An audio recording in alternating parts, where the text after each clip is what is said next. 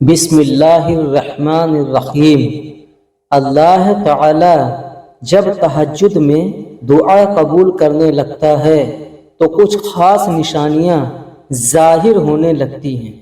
یاد رکھو، اللہ آپ کی دعا تہجد میں قبول کرنے والا ہوگا تو آپ کو محسوس ہوگا کہ آپ کا اللہ سے تعلق مضبوط ہو گیا ہے اور آپ کی حالات میں بہتری آنے لگتی ہے۔ تہجد کیا ہے؟ یہ وہ نماز ہے جو ہم پر فرض نہیں کی گئی، تو پھر اس کا اجر اتنا کیوں ہے؟ آپ نے کبھی یہ سوچا ہے کہ اس کا اجر اس لیے ہے کیونکہ اس کا پیغام نہیں آتا، اس کے لیے خود اٹھا جاتا ہے۔ آپ کے دل میں موجود تڑپ آپ کو اٹھاتی ہے، ایسی تڑپ جو گہری نیند سے اٹھاتی ہے، جو تمہیں آدھی رات میں اپنے بستر پر سکون سے سونے نہیں دیتی۔ اور اس تڑپ کے ساتھ جب بندہ اپنے رب کے حضور اپنی پیشانی زمین پر رکھتا ہے تو اس کا وہ سجدہ اسے فرش سے عرش پر لے جاتا ہے۔ اس خدائے بزرگ برتر کی رحمت اپنے بندے کو اپنے سائے میں لے لیتی ہے۔ بندہ اپنے رب کے سب سے قریب ہوتا ہے۔ اس وقت بندے کا بہایا ہوا ہر آنسو آنکھ سے بہتا ہے اور سکون دل میں اتار دیا جاتا ہے۔ اس وقت اللہ اتنا قریب محسوس ہوتا ہے کہ لگتا ہے بس وہ ہمیں ہی سن رہا ہے۔ وہ ہمارے اندر ایک ایسا یقین پیدا کر دیتا ہے کہ اس نے ہماری مانگی ہر دعا کو قبول کر لیا ہے اور ہماری ہر خواہش کو صحیح وقت پر پورا کر دے گا۔ تہجد کا وقت خدا کی محبت کا عروج ہوتا ہے۔ تہجد بہت خاص ہوتی ہے، بہت خاص۔ تہجد اللہ کی طرف سے ہمارے لیے ایک ایسا بند دروازہ ہے جو صرف تہجد کی عبادت سے ہی کھلتا ہے۔ یہ دروازہ صرف ان لوگوں کے نصیب میں ہوتا ہے جو واقعی اللہ کے قریب ہوتے ہیں، اور سب سے بڑھ کر اللہ خود انہیں تہجد کی طرف لاتا ہے۔ رہتا تو وہ خدا ہر طرف ہے، پر تہجد میں خاص سیاہ کالی چادر کے پیچھے رات کی اندھیری میں صرف وہی لوگ اللہ کو دیکھ پاتے ہیں جس میں اللہ سے بے پناہ محبت کی ہو۔ اس وقت اللہ اور آپ کے درمیان ہونے والی گفتگو، آنسوؤں سے بھری ہچکیاں، دل میں کی گئی باتوں کی آواز صرف اللہ کے سوا اور کوئی نہیں سن پاتا۔ اس وقت تہجد کے سجدے میں نہ تو سر اٹھانے کا دل کرتا ہے اور نہ ہی آسمان سے نظر ہٹانے کا۔ اور اگر ایسا ہو جائے کہ کبھی اسی دوران تمہاری اللہ سے تہجد میں ملاقات ہو جائے اور وہ تمہارے روبرو آ جائے، وہ منظر تمہارے لیے کتنی معجزے سے کم نہیں۔ تہجد پڑھنے والوں کے لیے معجزے غیب سے اتارے جاتے ہیں۔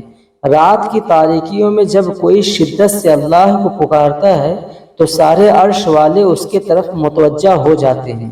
پھر اللہ فرماتا ہے، کہو کیا مانگتے ہو، کہو کیا فریاد لائے ہو، کہو کیوں رو رہے ہو، اے دن بھر مسکرانے والے۔ پھر جب تم اپنی عرضیاں اسے سناتے ہو اور اس کے روبرو سجدے میں گر جاتے ہو تو وہ حکم دیتا ہے ان دعاؤں کی قبولیت کا جن کے جواب تمہیں لگتا تھا کبھی نہیں آنے والے۔ پھر وہ تم سے کہتا ہے، لو بھر دیا دامن تمہارا، یقین کی جھولی پھیلانے والے، کن لکھ دیا گیا ہے، اب میں تمہارے نصیب میں مان گیا ہوں، میں مان گیا ہوں تم سے مجھ کو منانے والے، تمہیں لانا تھا مجھ تک، یہ امتحان تو بس تھے بہانے۔ تہجد میں کچھ تو خاص ہے، تبھی میرے اللہ نے اس کی اتنی فضیلت والی عبادت کہا ہے۔ کچھ تو خاص ہے تبھی اللہ اپنی اس عبادت کے لیے پہلے آسمان پر آتا ہے۔ کچھ تو خاص ہے تبھی اللہ کسی کسی کو چنتا ہے، جس کو چن لیتا ہے پھر اس کے لیے معجزے کرتا ہے۔ تمہارا تہجد تک آنا ہی تمہاری دعاؤں کی قبولیت کی سب سے بڑی نشانی ہے، پھر تم کیوں اس کی دیری کو اس کا انکار سمجھتے ہو؟ تہجد اللہ کی طرف سے دعوت نامہ ہے۔ جب اللہ کو کسی سے ملاقات کرنی ہو اور بات کرنی ہو تو وہ اسے تہجد کی لگن لگا دیتا ہے۔ جب یہ سارا جہاں خاموش ہوتا ہے پھر رات کی تاریکی کے اس عالم میں خدا اپنے بندے سے ہم کلام ہوتا ہے، اور تب یوں محسوس ہوتا ہے جیسے شہہ رگ کی حدوں کو توڑے ہوئے وہ رب ہم میں سما گیا ہے۔ اور محبت کی کیفیت بڑھنے لگتی ہے۔ پھر میرا رب فرماتا ہے، مانگ مجھ سے میرے بندے، تو نے جو مانگا میں نے تجھے دیا، مگر تب اللہ کے سوا کسی کی طلب ہی نہیں رہتی، اور پھر طلب اللہ کی ہو اور وہ نہ ملے ایسا تو ممکن ہی نہیں۔ تہجد کا آغاز انسان سے تو ہو سکتا ہے، مگر اختتام صرف اللہ ہے۔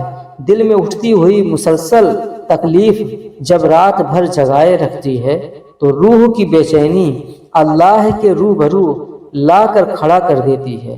پھر کچھ درد سنایا جاتا ہے اور دعا کے لیے بے جان ہاتھوں کو اٹھایا جاتا ہے۔ جب سارا غبار باہر نکل آتا ہے تو سکون کی عجیب سی کیفیت طاری ہو جاتی ہے، جیسے سارے دکھ کسی نے اپنے اندر جذب کر کے روح کو آزاد کر دیا ہو۔